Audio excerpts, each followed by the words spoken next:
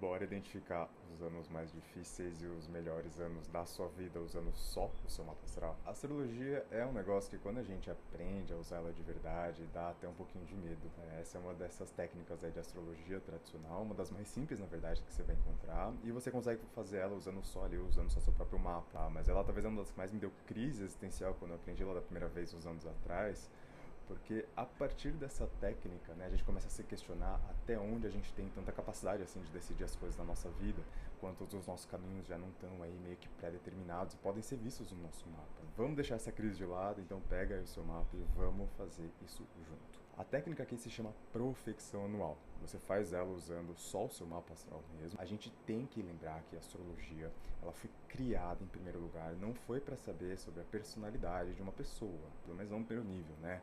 Que é o uso mais comum que a gente vê sendo feito hoje em dia, né? Essa coisa de personalidade, inclusive, ela é uma ideia bastante contemporânea, é uma ideia muito recente, é um conceito moderno. E o nosso interesse aqui com essa técnica é entender um pouquinho o que o futuro reserva pra gente. O mapa tem essas 12 casinhas aqui, essas 12 divisões que vocês estão vendo aqui, e é como se cada signo, né, como se cada casa astrológica fosse acesa uma de cada vez dentro dessa técnica, como se o conteúdo daquela casa específica estivesse sendo ali ativado naquele momento. Então essa técnica ela vai corresponder uma casa astrológica para cada ano da nossa vida em sequência. O tema da casa astrológica ativada, né, em certo ano, ele vai dizer para a gente sobre o que se trata aquele ano e como aquilo tende a ser vivido. Então, a gente vai olhar para a casa astrológica, por exemplo, para a casa 2 e se perguntar qual que é o tema dessa casa astrológica, né? No caso da casa 2 aqui, a gente sabe que é dinheiro, recursos.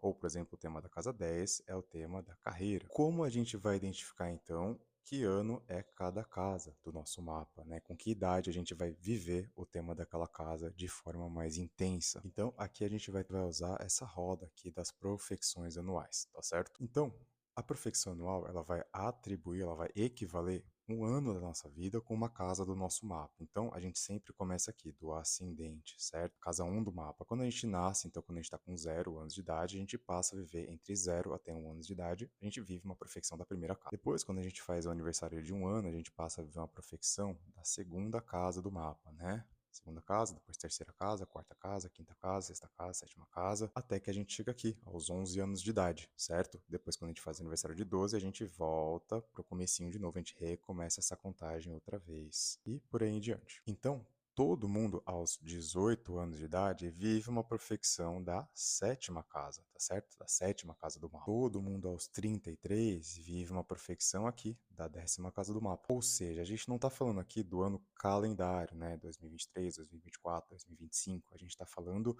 do seu ano, né? O seu momento ali entre um aniversário e outro, tá certo? Isso vale para toda a técnica preditiva da astrologia. Se seu aniversário é em novembro, seu ano começa em novembro. Se seu aniversário é em março, seu ano começa ali no dia do seu aniversário em março. Então, vamos lá.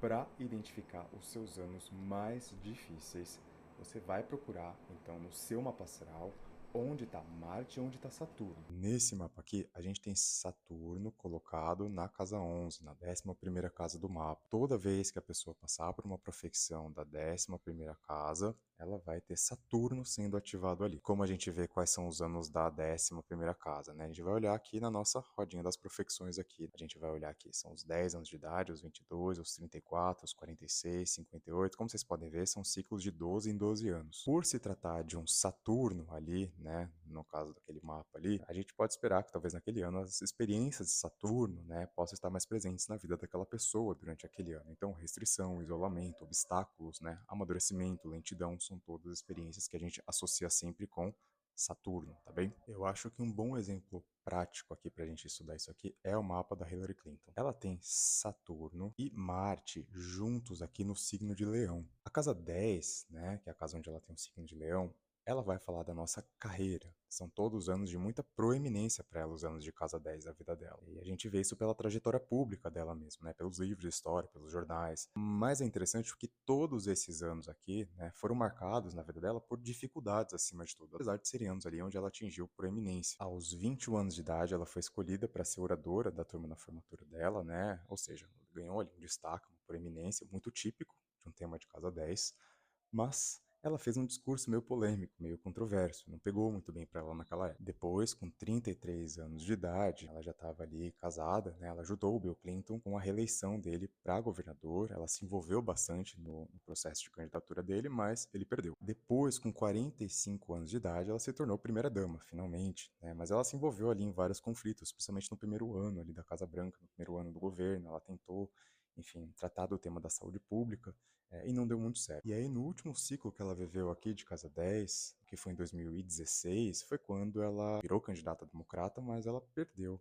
a eleição presidencial que ela concorreu. Então você vê como a coisa corre aqui a cada 12 em 12 anos, né? Os temas se repetem, né? No caso dela é o tema da fama, da Casa 10, da proeminência, da carreira. Mas, infelizmente, para ela sempre vem acompanhado de alguma coisa complicada, porque a Casa 10 dela é complicada. A Casa 10, ela tem maléficos colocados aqui, né? Saturno e Marte. Para saber seus melhores anos. Então você vai olhar em que casas do seu mapa astral estão Júpiter e a Vênus.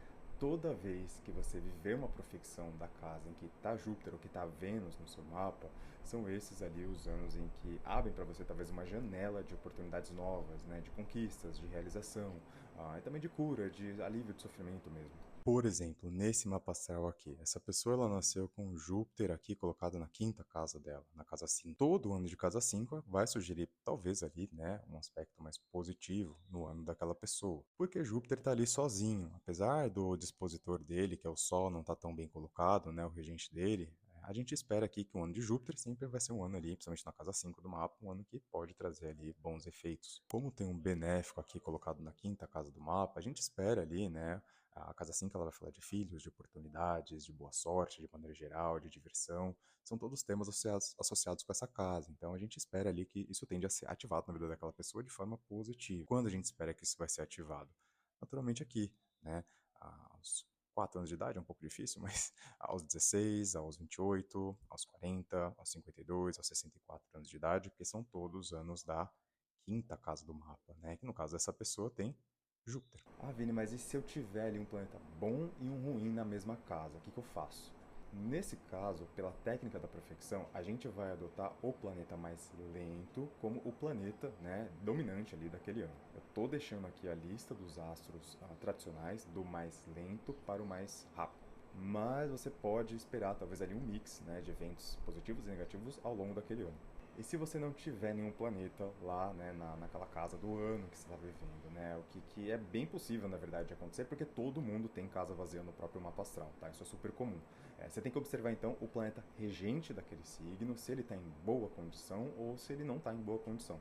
Por exemplo, aqui essa pessoa tem Touro na casa 2 do mapa dela, mas como você pode ver, não tem nenhum planeta colocado aqui nela. A gente sabe que a Vênus ela é regente, né, do signo de Touro, e nesse mapa a Vênus está aqui, exaltada, né, no signo de Peixes, porém na casa 12. Então a gente tem que analisar naturalmente o ano da pessoa, assim como o ano talvez focado em finanças, mas com os temas aqui dessa Vênus aparecendo no meio. Eu estou deixando aí a lista dos regentes de cada signo, né, de acordo com a astrologia clássica, para você poder se guiar aí para achar as regências. Em resumo, então, o tema do ano ele vai ser sugerido por meio do significado da casa astrológica. Olha então para essa roda das profecções aí e procura ali, né? Olha para o seu mapa por signos inteiros. Esse é o mais importante, tá? E identifica a casa astrológica que está a sua Vênus e o seu Júpiter lá no seu mapa para ver qual é a correspondência dos seus melhores anos e procura ali, né, naturalmente por Marte e Saturno para saber ali quais são os anos talvez mais desafiadores, os anos mais complicados. Mercúrio, Lua e Sol, eles têm que ser avaliados ali de uma forma talvez um pouco mais específica dentro do mapa da pessoa. Se não tiver nenhum planeta, você vai assumir o regente daquele signo, né, que está naquela casa, conforme as regências tradicionais. É importante isso. E é isso, eu espero que isso te ajude a se preparar, porque a astrologia é que nem previsão do tempo, eu sempre falo isso. Se tá lá na previsão do tempo, se você abre o seu celular e vê que o clima que vai chover, não adianta espernear, não adianta tentar mudar o clima. O melhor que você pode fazer é se precaver, se responsabilizar por aquilo que está ao seu alcance. Né? E, enfim, pega um guarda-chuva, né, antes de sair de casa.